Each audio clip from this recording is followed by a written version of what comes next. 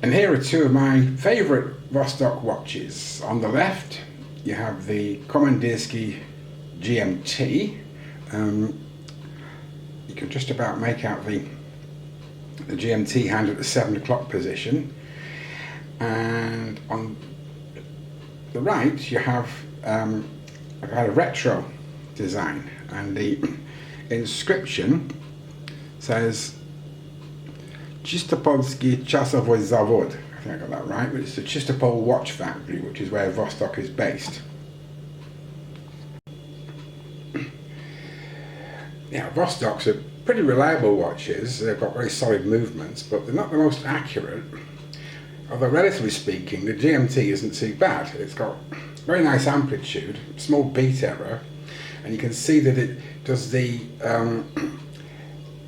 yeah, sometimes it comes in and you can see the 19,800 beats per hour, which is something like 2.75 hertz.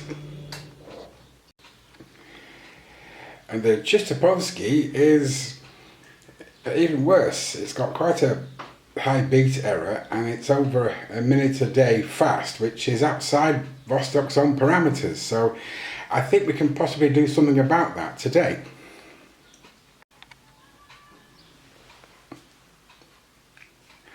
First step we have to take is to get the case back off. It's a bit tight, but it's going. Oh, there we go. Oh, can't see that. Alright, let's try left-handed. So you can see what's happening. Not so easy, this is it. Oh, shouldn't do this on camera and just asking for trouble.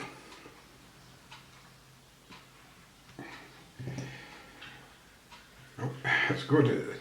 This one is only rated for 30 meters of water resistance, and it's still a good fit. Let's have a look. I'll come off now. Yeah, it's starting to come off. So push it with the pegwood.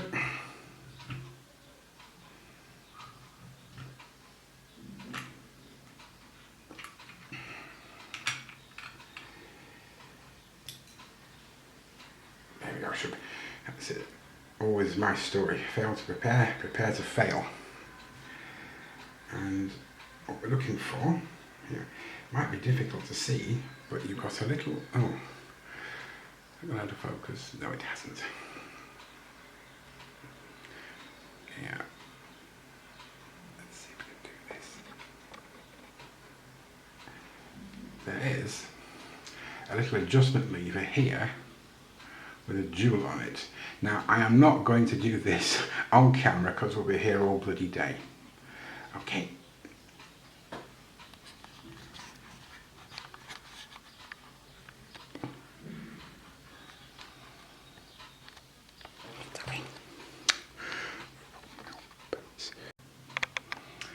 Don't know if the camera's picking this up, but the outer ring on this case back is absolutely filthy, so I'm going to use some Rodico to try and get the worst of that off.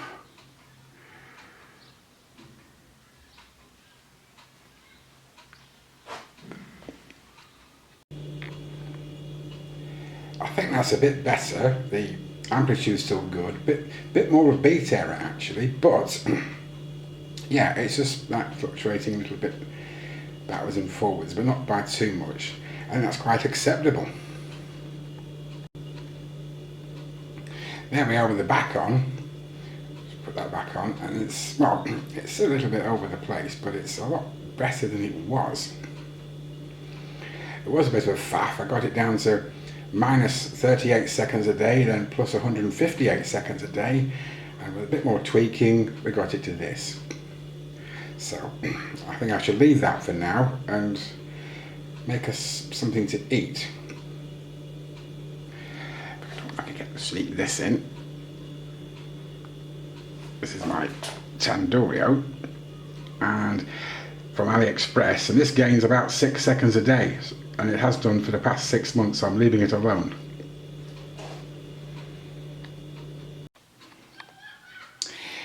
This is the makings for my dinner today. I really didn't feel like cooking per se, So I've got mostly ready-made stuff, except for going anti-clockwise. The egg, the flour and the potato mix, I'm going to make a potato pancake with that. On the left, the green thing is some kind of seaweed and mushroom salad. I can't wait to try that. And I'll come back when we're doing a bit of preparation. We're going to try to make a potato pancake today, but we're doing it the lazy way, not with the real potatoes. We're going to use this potato mix. So shake a bit of that in there. Quite a bit. The next trick, we're going to sift some flour into that mixture. Not too much, but I think it's about 2 parts potato mix to 1 part of flour is usually quite good. Right. And then we'll add the egg in a minute, because there's no way I'm going to break an egg on camera, because the gods of photography will say, no, it will all go horribly wrong. I'm not kidding. Next thing, we're going to add the egg, suitably beaten.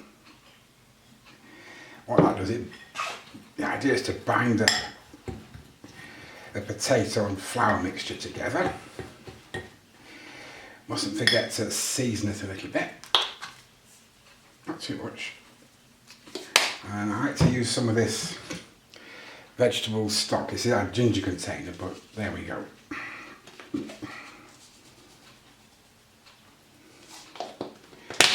Now I don't know, that's got to go really in there, and I'll come back in a moment when it looks more pancakey and less messy.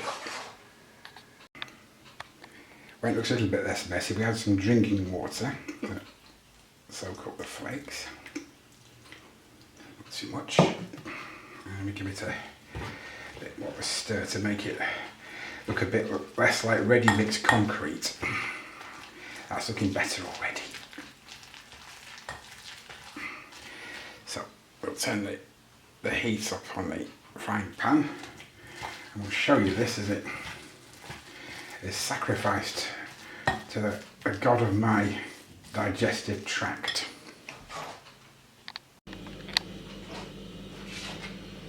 Next thing, we add this to the frying pan. Let's explode. We're going to pass it into shape so that it's movable and hopefully doesn't fall to pieces. There we go.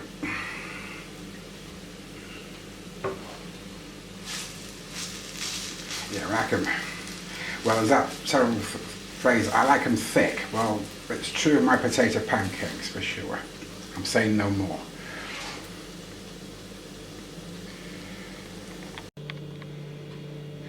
And there we go. I'm not so sure about that green stuff and how it will affect my social life. That's assuming I had one. But it doesn't look too bad. And I'm going to go and finish this. And if I survive it, I'll see you in the next one. Ta-da for now. So, I adjusted this watch on Monday and it's now Friday. I've worn it the whole time, just kept it wound. And you can see that it has, well, lost a bit of time. So it's currently on minus 10 seconds and to minus 9. So you can see that it fluctuates a little bit. If we alter the angle, what does that do to it? Yeah, still quite a beat error on there. Yeah, so it doesn't make a lot of difference, but it's still a lot better than it was. I'll settle for it losing a bit of time. And yeah, we'll have a go next with the GMT and see what we can do with that.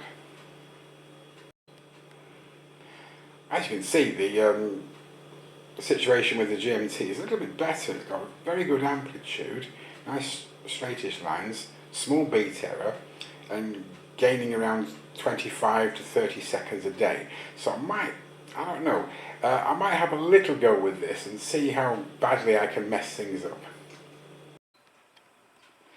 Here we have the Vostoks 2426 movement. It's notionally a GMT, but that GMT hand is really only a 24-hour indicator, of course. It just goes once a day round the dial, whereas the hour hand goes twice. Easy, eh? So let's see if we can put a little fix into it. Well, you can see by the amount of time elapsed, perhaps, that I got that on the first go. The amplitude looks pretty nice, small beat error, and the accuracy is fluctuating slightly, but I definitely think we'll take that. What I'll do is I'll let both of the GMT and the retro stop, and I'll give them a few days, and I'll wind them up again and give them another check on the time graph to see how consistent they are. It's gone to 0 seconds, so yeah, I mean, you can alter the angle a bit and see what happens there. So about the lighting there. Yeah, it's making little difference. If you turn it right up like that, as you can see, getting a bit more, but it will settle in a couple of seconds. Well, that's the idea anyway. So yeah, we've got the lift angle of 52 degrees, and then it settles down to 5 plus 5 a day, so I'll definitely take that. As you might have noticed, I've changed my shirt since we started the video on Sunday. Today's Friday. First of all, I wish you all a wonderful weekend, and secondly, I'll try and get back to you soonish with something horrible that looks like a Super 8 camera and a craft knife for editing. Cheers.